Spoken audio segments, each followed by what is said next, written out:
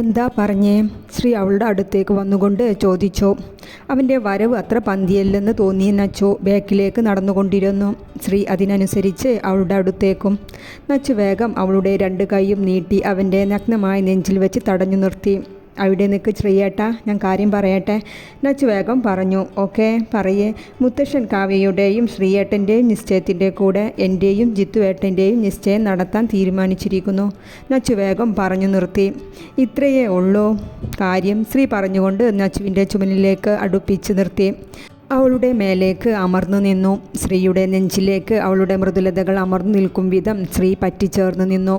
നച്ചു പിടഞ്ഞു മാറാൻ നോക്കി. വേണ്ട കേട്ടോ നച്ചു, നീ ശ്രമിച്ചാലൊന്നും ഈ പിടിയിൽ നിന്ന് രക്ഷപ്പെടാൻ പറ്റില്ല.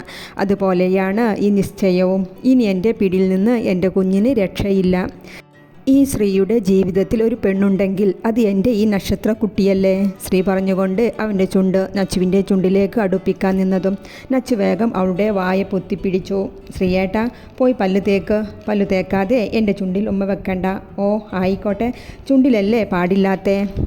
ഇന്നലെ മുതൽ ഞാൻ നോട്ടമിട്ട ഒരു ഭാഗമുണ്ട്, അവിടെ ഇന്ന് ഞാൻ ഉമ്മ വെക്കും. ശ്രീ പറഞ്ഞുകൊണ്ട് മുട്ടുകുത്തിയിരുന്നു നച്ചുവിൻ്റെ ധാവണിശീല അവളുടെ വയറിൽ നിന്നും മാറ്റി.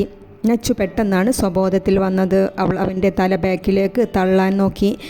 നച്ചു പ്ലീസ്, ഇന്നലെ ആ ക്രോപ്പ് ടോപ്പിൽ നിന്നെ കണ്ടത് മുതൽ ഞാൻ ആഗ്രഹിച്ചതാ. നീ അറിയാതെ കൈ പൊക്കുമ്പോൾ കണ്ടിരുന്ന ഈ ചുഴിലൊന്ന് ചുണ്ട് ചേർക്കണമെന്ന്. പ്ലീസ് കുഞ്ഞാ, തടയല്ലേ. നച്ചുവിൻ്റെ കൈയൊന്ന് അയഞ്ഞു. ശ്രീ അവൻ്റെ ചുണ്ടുകളെ ആ ആലിലെ വയറിലെ ചുഴിയിലേക്ക് അമർത്തി. നച്ചു ഒന്ന് ഏങ്ങിപ്പോയി.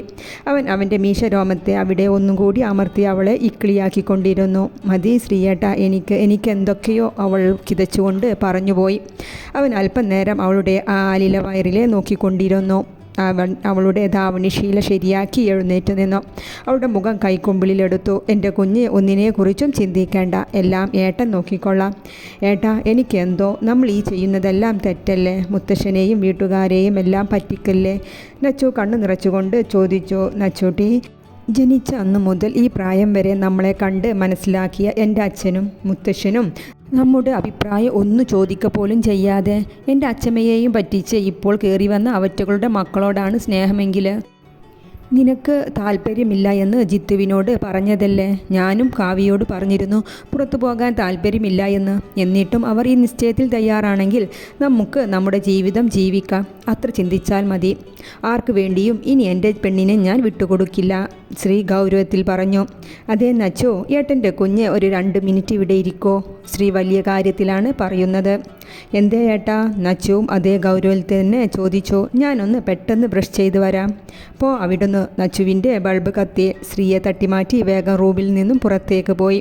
ഓ, ഇടയിലൊന്ന് എഴുന്നേറ്റ് ബ്രഷ് ചെയ്താൽ മതിയായിരുന്നു, ശ്രീ കൈവേളയിൽ ഊതിക്കൊണ്ട് പറഞ്ഞു. പിന്നെ ഒരു പുഞ്ചിരിയോടെ ബാത്റൂമിലേക്ക് കയറി. നച്ചു, ശ്രീ വിളിച്ചുകൊണ്ട് ഡൈനിങ് ടേബിളിൽ വന്നിരുന്നു. എന്താ ശ്രീ, എന്തിനാണിങ്ങനെ കാറി വിളിക്കുന്നേ? സീത അവനുള്ള പ്ലേറ്റ് മുന്നിൽ വെച്ച് കൊടുത്തുകൊണ്ട് പറഞ്ഞു. ഓ, ഞാനൊന്ന് അവളെ വിളിച്ചെന്ന് കരുതി ഇങ്ങനെ പറയണോ? ശ്രീ പ്ലേറ്റിലേക്ക് ഇടിയപ്പം ഇട്ടുകൊണ്ട് പറഞ്ഞു. നച്ചു തേങ്ങാപ്പാലുമായി അവൻ്റെ അടുത്തേക്ക് വന്നു. കണ്ടോ അമ്മ, ഇതാണ് എൻ്റെ നച്ചുട്ടി, ശ്രീ പറഞ്ഞുകൊണ്ട് ഇടിയപ്പത്തിലേക്ക് തേങ്ങാപ്പാൽ ഒഴിച്ച് കഴിക്കാൻ തുടങ്ങി. അയ്യേ എൻ്റെ കുട്ടി, നല്ല ഉരുളൻ കിഴങ്ങ് കറിയല്ലേ ഇവിടെ ഇരിക്കുന്നേ? അപ്പുറം കഴിച്ചു കൊണ്ടിരിക്കുന്ന കാർത്യാനി അപ്പച്ചിയാണ്. അത് മുത്തശ്ശി, ശ്രീയേട്ടന് ഇടിയപ്പത്തിൻ്റെ കൂടെ തേങ്ങാപ്പാലാണ് ഇഷ്ടം. ഓ, ഇങ്ങനെ ഇഷ്ടവും അനിഷ്ടവും നോക്കി വെച്ച് വിളമ്പാൻ ആ കാവ്യ പെണ്ണിനെ കിട്ടുമെന്ന് വിചാരിക്കേണ്ട കേട്ടോ ശ്രീകുട്ട, കാർത്യാനി അപ്പച്ചി കഴിക്കുന്നതിൻ്റെ ഇടയിലായി പറഞ്ഞു. അതിന് മുത്തശ്ശി, ഞാനേ എൻ്റെ ഇഷ്ടവും അനിഷ്ടവും അറിയുന്ന പെണ്ണിനെ ഭാര്യയാക്കൂ. ഓ, എന്നാൽ പിടിച്ചിരുത്തി പഠിപ്പിക്ക് ആ പരിഷ്കാരി പെണ്ണിനെ. കാർത്യാനി അപ്പച്ചി പുച്ഛിച്ചുകൊണ്ട് പ്ലേറ്റ് എടുത്തു. നച്ചുട്ടി, ഏട്ടൻ്റെ ബ്ലാക്ക് കിട്ടി. ശ്രീ പറയേണ്ട താമസം അത് ടേബിളിൽ എത്തിയിരുന്നു. പ്ലേറ്റ് എടുത്തു പോകാൻ നിന്ന കാർത്യാനി അപ്പച്ചി അവിടെ തന്നെ ഇരുന്നു.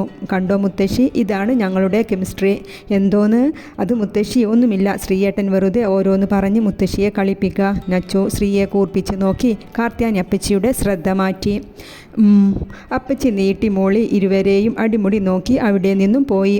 ഈ ശ്രീയേട്ടൻ എന്താ എനിക്കെന്താണെന്ന് എൻ്റെ നച്ചുട്ടിക്കറിയില്ലേ? ശ്രീ അവളുടെ ഇടുപ്പിൽ നുള്ളിക്കൊണ്ട് സ്വകാര്യം പോലെ പറഞ്ഞു. നച്ചുട്ടി ഞെട്ടി ചുറ്റും നോക്കി അവിടെ നിന്നും വേഗം പോയി.